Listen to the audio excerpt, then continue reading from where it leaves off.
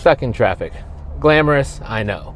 Most of the time here at Edmunds when we're testing cars, it looks a little bit like this. Or maybe like this. As cool as those things are, that's not how most people use their vehicles. Most of the time it's in a situation like this.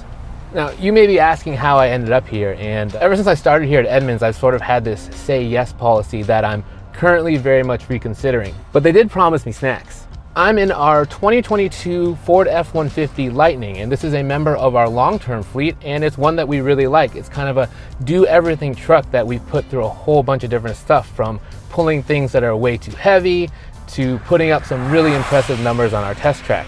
But one of the things that we haven't done with this vehicle, or haven't done and shown you at least, is to see how it handles the daily commute.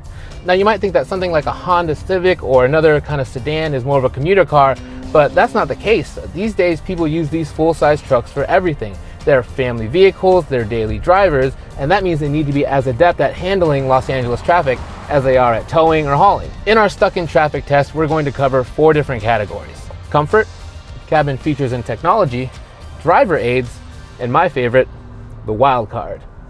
The Lightning is a full-size truck, which makes it less than ideal for something like parking, and even when you're driving here on the road, it feels really big, although that's sort of a feature for some people. They really like feeling like they take up a lot of space in the lane. One of the benefits, though, of a full-size truck is you get a full-size cabin, and as you can see, tons of headroom here for both the front and the back seat. And in the F-150, seats are generally pretty supportive, not quite as nice as the ones that you get in like the Ram 1500, let's say, but I'm pretty comfortable.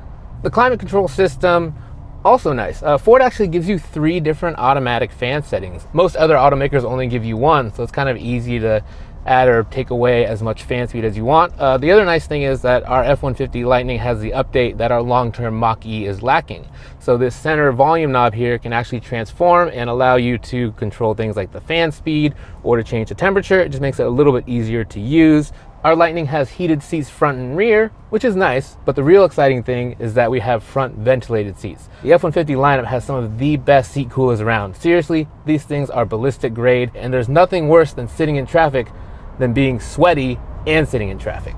One of the other nice things about driving these full-size trucks around is you get a really commanding seating position. So from here on my perch atop the traffic, I can look out way forward and I can see that I'm not really going to be going anywhere anytime soon at all. But still, the more you know. One of the nice things about the Lightning's electric powertrain is that it helps to keep the cabin pretty serene, so you don't get any engine noise, and it does a pretty good job of keeping outside noise outside as well, so it's easy to have a conversation in the cabin. Right, Casey? Yeah. And like many other electric vehicles, the Lightning also comes with a 1-pedal drive mode. That means you can do all the accelerating and all the braking through 1 pedal. I didn't actually anticipate liking this feature as much as I do in traffic, but it's actually kind of nice to drive slowly without having to constantly move your foot back and forth from brake to throttle to brake to throttle, and just be able to leave your foot on the accelerator and have the vehicle sort of handle all that for you. Another nice thing about the Lightning's electric powertrain is instant torque. So that means that when a little gap shows up in traffic 1 lane over, I can just shoot in instantly and fill it. Sorry. I'm not sorry. It's kill or be killed out here. The Lightning, like the Mach-E, has 1 large kind of center screen that houses all the vehicle's controls, for better or worse. The screen, very responsive, actually very well placed, easy to reach from the driver's seat on both sides. Sometimes these large screens can be difficult to reach the far side of, especially in a truck where the dashboard is so big, but the Lightning, the ergonomics, they did a really good job with this vehicle. The other nice thing is too, if you're using smartphone mirroring, it comes with wireless Android Auto and wireless Apple CarPlay, and it actually takes up about 3/4 of the screen when you go into either, so you can get the maps a really nice big size, easy to see. The Lariat trim also comes with an 8-speaker Bang & Olufsen sound system with a subwoofer, but overall the system does lack some low-end grunt and the highs can get a little bit tinny. Ford also offers an 18-speaker Bang & Olufsen system on the higher trim levels, and I think that one probably slaps a little bit more. The nice thing though about this cabin, like I mentioned before, it's very quiet, so that means that you can listen to podcasts or have phone conversations via the Bluetooth at pretty low volume.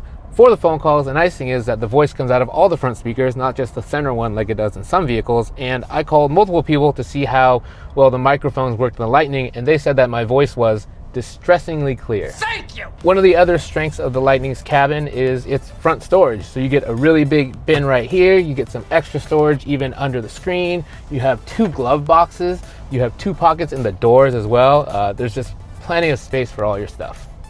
Now, this big screen isn't the only way that the Lightning is a technology powerhouse. Now, the Lightning comes with a pretty long list of standard safety features, but for the situation that we're in, the most important among them is BlueCruise, and that is Ford's level 2 self-driving system. And to find out more about the different levels of self-driving system and safety technology, hit the link right here. BlueCruise is very similar to GM's Super Cruise. It's a hands-free system. That's why, it's kind of liberating for a hands talker like me. So in certain situations where you're on a divided mapped highway, like the one that we're on, the 10 freeway in Los Angeles, aka hell, you can go hands-free. Now, there's a little sensor here next to the screen that watches my eyes. I still have to pay attention to the road for the most part, or the system will beep at you until you start paying attention, but it does free my hands up to talk to you, to eat a snack, to do kind of whatever.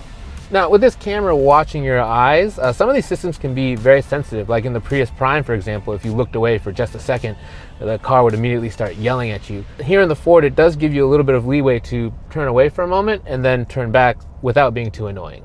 BlueCruise turns on automatically when you activate the adaptive cruise control on one of these mapped highways, and the network of mapped highways is continuously kind of growing. So to turn on BlueCruise, get on the highway, turn on adaptive cruise, a little prompt shows up that tells you that BlueCruise is active, and then you have to wait for another icon to appear here on the left side of the screen that actually tells you you're in hands-free mode. Without that icon, you're actually just driving in the regular adaptive cruise control, and in that case, you have to keep a hand on the wheel. The system is pretty good when it works. As part of research for this piece, I've been driving in traffic a lot in this vehicle, and I've noticed that the system has a tendency to sort of shut off at random. When it exits hands-free mode, it gives you a little prompt in the screen and chimes, so you know you have to take control of the wheel again, but it seems to happen sort of at random. It's not really tied to what lane you're in, or if there's an exit coming up, or what the speed is. There are just times where it will shut off and you have to take the wheel. And one of the other issues that I found with this system is that it doesn't really do a great job of centering the vehicle in the lane. BlueCruise combines a whole bunch of different things. It's looking at cameras, it's looking at the maps, it's looking at the radar, but one of the factors that it uses to sort of figure out where to position the vehicle is based on the vehicle in front of you. So if the vehicle in front of you is kind of drifting off to the side of the lane, guess what?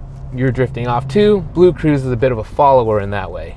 Both the adaptive cruise and BlueCruise work all the way down to a stop. So you can be in traffic and it'll handle all the stopping and starting for you. And it's generally pretty smooth at both. If you do get cut off, it can brake a little bit abruptly, but that's mostly for safety, and I would rather have that than the system allow vehicles to cut in without it reacting in that way. When you do come to a stop, at a certain point you are going to have to hit the throttle a little bit or a button here on the steering wheel to resume, but that delay time is pretty high, so you can actually sit there for upwards of 5-6 seconds and not move, and then the vehicle is still actively looking for that car in front of it to take off, and it will follow. Overall, I would say that BlueCruise does improve your experience in traffic, but it would just be nice if the system could make up its mind about whether it wants to stay on or turn off. The system that most people would compare this to is Tesla's Autopilot, and in that regard, I'd say the two are about equal, even though Autopilot does a little bit better job of actually staying on. The good news for our vehicle, though, is that help may soon be on the way. So our Lightning has BlueCruise 1.0, but Ford actually has released BlueCruise 1.2, and that is supposed to improve the vehicle's lane centering, add hands-free lane changes, and add a feature that helps it to slow down for curves in the road. We should eventually get this via over-the-air update, and if you want to see our thoughts and impressions of it when it does arrive, be sure to check out our long-term blog, link in the description.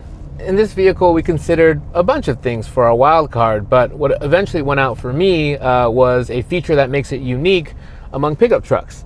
So one of the problems that you have with a pickup is that there's really not any secure storage. You're either keeping something in the bed or you're keeping it in the cabin where it takes up passenger room. But in the Lightning, where there is no engine up front, it actually turns that into a pretty decently sized storage space. So you can put groceries, backpacks, other things up there and still have space for the kids in the back. Unless you don't like them, because they'll fit in the front too. Using our handy Edmunds traffic hate-o-meter, I would say that the Lightning helps me hate traffic a little bit less. The commanding seat position helps me to feel like a king. The climate controls are great. The one-pedal driving experience helps to reduce driver fatigue.